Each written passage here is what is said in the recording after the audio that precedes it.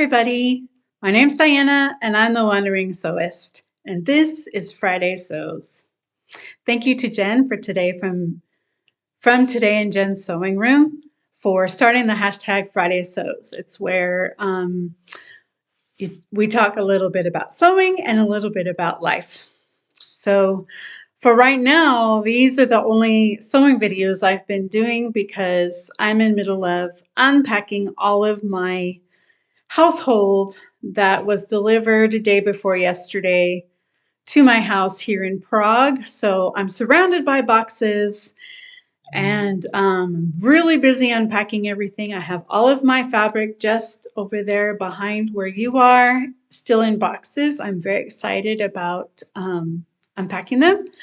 So I haven't had a chance to film any other kind of video for right now until I get everything unpacked. So let's talk about sewing.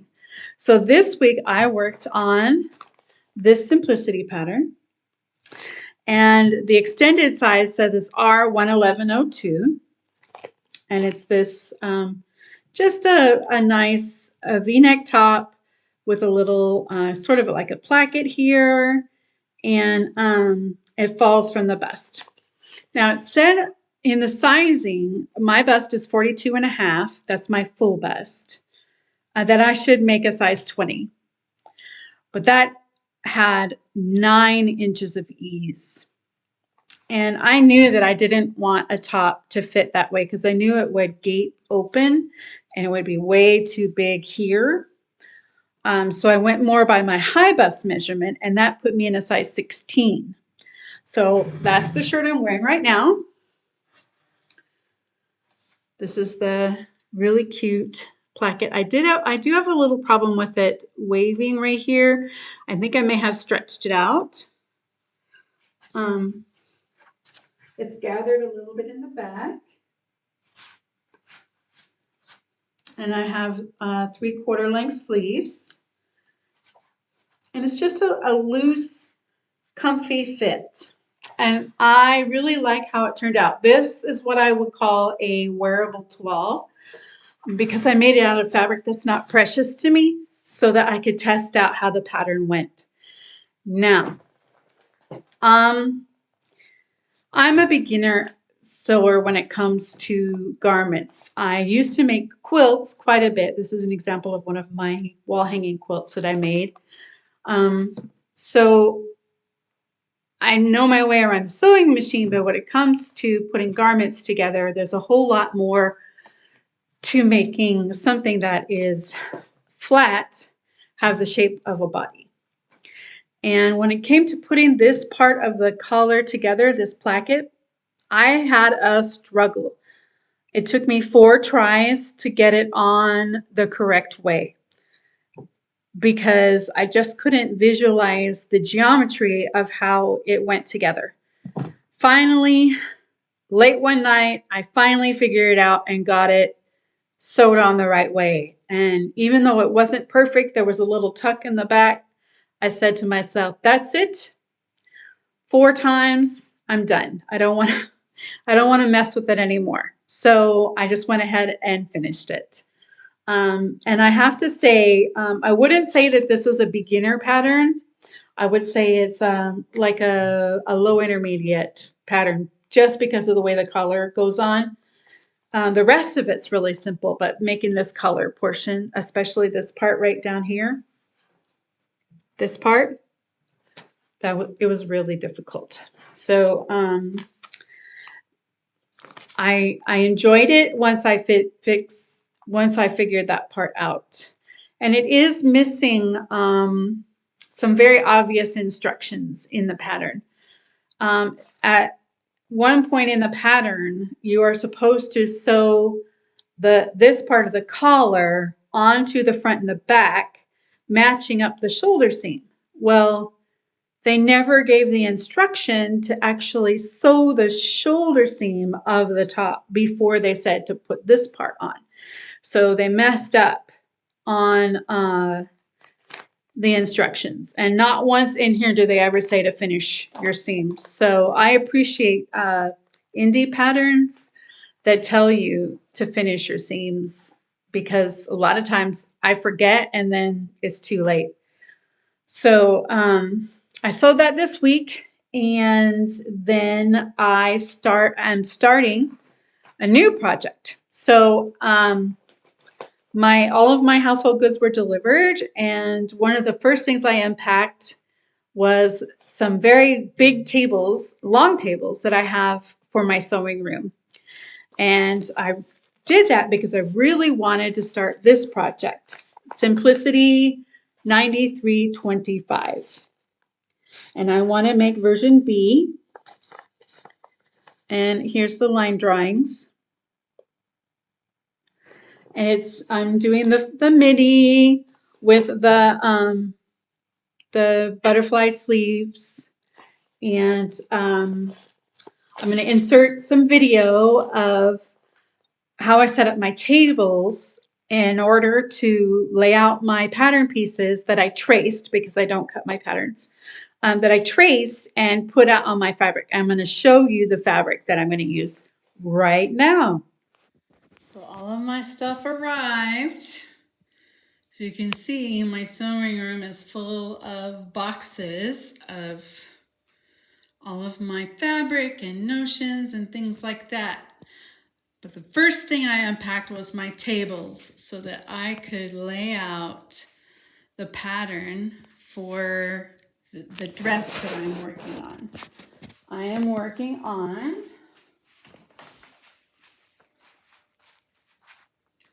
Simplicity 9325, and I'm making this version B right here out of this amazing viscose that I picked up in Africa. It's a really beautiful fabric. I have a lot of it, and I have my pattern pieces all traced and pinned on to my fabric. And I'm going to have a bunch of fabric left over. I think it might be enough to make a shirt after I finish my dress. So I'm pretty excited. Okay, so as you can see, I'm going to have a little bit of that really pretty orange polka dot rayon left over. And I think it's going to be enough to make another one of these. I would really like to have a top out of the rayon. Now this is more of a structured fabric, more like the fabric that's on the model here in the photo. And this rayon is way more flowy. So I think it might be a little bit more difficult, and if I might change my mind, don't hold me to it, but I would like to have a top made out of this beautiful orange polka dot rayon. It's one of my favorite things that I have. So that's all the sewing for the week. And I already mentioned that my household goods have been delivered. This morning I spent, it was this afternoon for me. I spent some time with a journalist online doing an interview for a documentary. So that was interesting. They're making a documentary about my daughter, which I'm super flattered. Well, she's going to be part of the documentary. So that's really interesting. I can't wait to see the finished product. And so I got filmed on that one. And then other than that, tomorrow I'm going to meet with one of the ladies that's part of my Prague expat ladies sewing circle. I'm going to call it the Sunday Sewing Circle, like Triple S Club Sunday Sewing Circle, and tomorrow, and we are going to go fabric shopping so that we can pick out the fabrics for making the boxy bag project that I showed you before, and we're doing that workshop on the 15th of October. I would have done it earlier, but I have a trip coming to France at the end of September, at the end of this month, which I'm going to bring you along. and you are going to be able to see some video of my trip to France. So I plan on visiting a French fabric shop and showing you around the French fabric scene and some of the haberdashery thing. Haberdashery. See, now I'm talking like I'm in South Africa. It's in the United States, it would be notions. And in South Africa, they call it haberdashery, and it's always shortened to habby. So when you say you're going to go to the habby shop, then everybody knows you're going to buy notions like thread and zippers and buttons and things like that. So I got in the habit of doing that when I lived in South Africa.